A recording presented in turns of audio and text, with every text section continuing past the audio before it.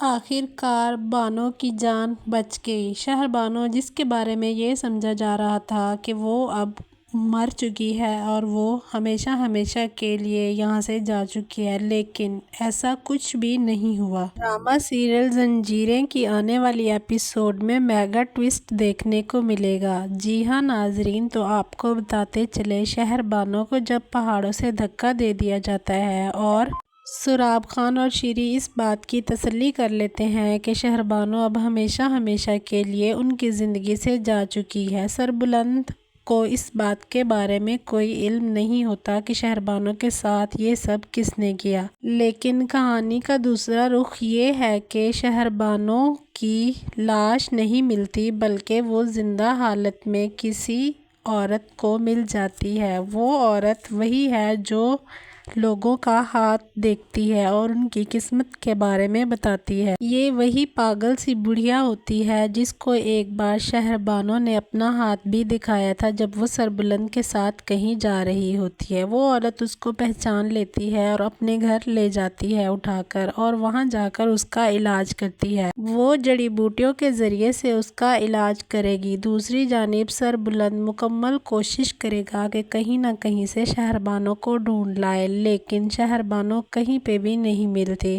سراب سربلند کو اس بات کا یقین دلانے کی بھرپور کوشش کرتا ہے کہ شہر بانو نے خودکشی کر لی ہے، کیونکہ اس کی لڑائی سربلند سے ہوئی تھی اور وہ اس بات کو برداشت نہیں کر سکی کہ سربلند اس کی کوئی بھی بات ٹال دے، اسی لیے اس نے اپنی جان ختم کر دی۔ دوسری جانب سراب اس سب کا ذمہ دار ربیہ کو بھی ٹھہرا رہا ہوتا ہے کہ جب سے ربیہ اس حویلی میں آئی ہے، ہماری حویلی میں کوہرام مچ گیا ہے۔ سراب کی بیوی نور بھی سراب کا ساتھ دیتے ہوئے ربیہ سے کہتی ہے کہ تم یہ حویلی چھوڑ کر چلی کیوں نہیں جاتی؟ آخر کس حق کے ساتھ تم ادھر رہ رہی ہو؟ کیا تمہارا سربلند کے ساتھ کوئی ناجائز تعلق ہے یا تم اس کی بیوی بننے کے خواب دیکھ رہی ہو؟ تو یاد رکھو، میں ایسا ہرگز نہیں ہونے دوں گی۔ شہر بانو ان باتوں سے بہت زیادہ دل برداشتہ ہو جاتی ہے اور حویلی چھوڑ کر پہاڑوں کی طرف نکل جاتی ہے اور وہاں اس کو طورسم گھیر لیتا ہے، لیکن سربلند موقع پر پہنچ کر طورسم کی ایسے پٹائی لگاتا ہے اور ربیہ کو واپس حویلی لے آتا ہے۔ سراب اس بات سے ناواقف ہے کہ اس کو ایک نوکر زرگون پر اتنا زیادہ یقین کرنا بہت مہنگا پڑ سکتا ہے، کیونکہ زرگون نے موقع دیکھتے ہی سربلند کے پاس جا کر اس کو شیری اور سراب کی ساری حقیقت بتا دی ہے۔ سربلند سراب کی ساری حقیقت سے واقف ہے، لیکن وہ اس لیے خاموش ہے کہ وہ صحیح وقت آنے پر اس سے بدلہ لے گا، اور وہ ناواقفیت کا اظہار کرتے ہوئے سربلند اور سراب جا کر ایک بار پھر سے شہر بانو کو ڈھونڈنے کی کوشش کرتے ہیں۔ دوسری جانب وہ بڑھیا جو شہر بانو کو جنگلات سے لے جا کر اپنی جھونپڑی میں رکھتی ہے، اس کا علاج کرتی ہے تو شہر بانو کی طبیعت سنبھل جاتی ہے۔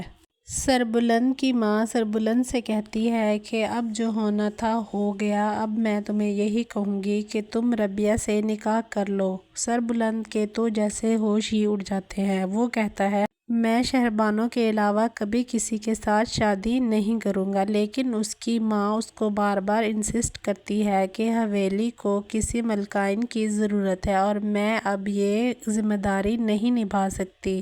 لیکن سربلند صاف صاف انکار کر دے گا اور کہے گا جب تک میں شہر بانو کے قاتلوں کا پتہ نہیں چلا لیتا تب تک میں اپنی زندگی میں آگے بڑھنے کا سوچ بھی نہیں سکتا۔ سراب اور شیری ایک رات پھر سے دوبارہ ملاقات کر رہے ہوتے ہیں تو اس کی بیوی نور اب چپکے سے اپنے شوہر کا پیچھا کرتے ہوئے وہاں پہنچ جاتی ہے اور اس کو بھی ساری حقیقت کے بارے میں پتہ چل جاتا ہے۔ سراب اپنی بیوی نور کو یقین دلانے کی بھرپور کوشش کرتا ہے کہ اس کے اور شیری کے درمیان ایسا کچھ نہیں ہے، لیکن نور اس کی کوئی بات نہیں مانتی اور وہ فوراً سے بی جان کے پاس آ کر بتاتی ہے کہ کس طرح رات کی تاریکی میں شیری اور سراب رنگ رلیاں منا رہے ہیں۔